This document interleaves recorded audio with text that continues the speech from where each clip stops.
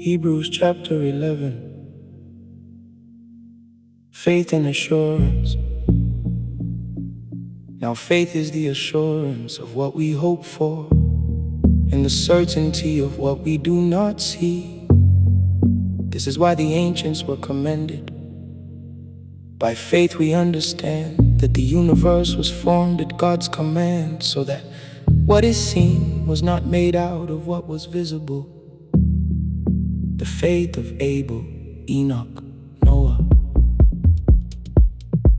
By faith Abel offered God a better sacrifice than Cain did. By faith he was commended as righteous when God gave approval to his gifts. And by faith he still speaks, even though he is dead. By faith Enoch was taken up, so that he did not see death. He could not be found because God had taken him away. For before he was taken, he was commended as one who pleased God. And without faith, it is impossible to please God. For anyone who approaches him must believe that he exists, and that he rewards those who earnestly seek him. By faith, Noah, when warned about things not yet seen, in godly fear built an ark to save his family. By faith he condemned the world and became heir of the righteousness that comes by faith. The faith of Abraham and Sarah. By faith Abraham, when called to go to a place he would later receive as his inheritance, obeyed and went without knowing where he was going. By faith he dwelt in the promised land as a stranger in a foreign country. He lived in tents, as did Isaac and Jacob, who were heirs with him of the same promise.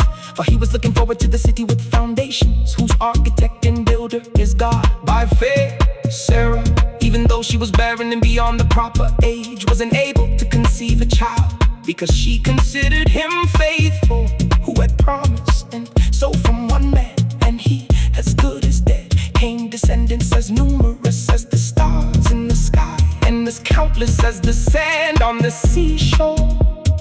All these people died in faith, without having received the things they were promised. However, they saw them and welcomed them from afar, and they acknowledged that they were strangers and exiles on the earth. Now those who say such things show that they are seeking a country of their own. If they had been thinking of the country they had left, they would have had opportunity to return. Instead, they were longing for a better country, a heavenly one. Therefore God is not ashamed to be called their God, for he has prepared a city for them. By faith Abraham, when he was tested, offered up Isaac on the altar. He who had received the promises was ready to offer his one and only son, even though God had said to him, through Isaac your offspring will be reckoned. Abraham reasoned that God could raise the dead, and in a sense he did receive Isaac back from death. The faith of Isaac, Jacob, and Joseph. By faith Isaac blessed Jacob and Esau concerning the future. By faith Jacob, when he was dying, blessed each of Joseph's sons and worshipped as he leaned on the top of his staff. By faith Joseph, when his end was near, spoke about the exodus of the Israelites and gave instructions about his bones. The faith of Moses. By faith Moses' parents hid him for 3 months after his birth, because they saw that he was a beautiful child, and they were unafraid of the king's edict. By faith Moses, when he was grown, refused to be called the son of Pharaoh's daughter. He chose to suffer oppression with God's people, rather than to experience the fleeting enjoyment of sin. He valued disgrace for Christ above the treasures of Egypt, for he was looking ahead to his reward. By faith Moses left Egypt, not fearing the king's anger. He persevered because he saw him who is invisible. By faith he kept the Passover and the sprinkling of blood, so that the destroyer of the firstborn would not touch Israel's own firstborn. By faith the people passed through the Red Sea as on dry land, but when the Egyptians tried to follow, they were drowned. The faith of many. By faith the walls of Jericho fell, after the people had marched around him for 7 days. By faith, the prostitute Rahab, because she welcomed the spies in peace, did not perish with those who were disobedient. And what more shall I say?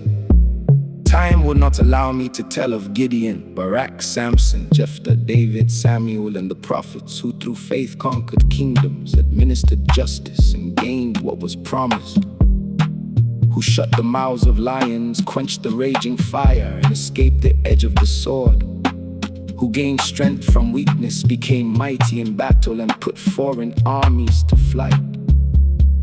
Women received back their dead, raised to life again. Others were tortured and refused their release so that they might gain a better resurrection.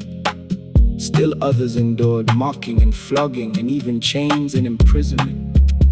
They were stoned, they were sawed in two, they were put to death by the sword. They went around in sheepskins and goatskins, destitute, oppressed, and mistreated. The world was not worthy of them. They wandered in deserts and mountains and hid in caves and holes in the ground. These were all commended for their faith, yet they did not receive what was promised. God had planned something better for us, so that together with us, they would be made perfect.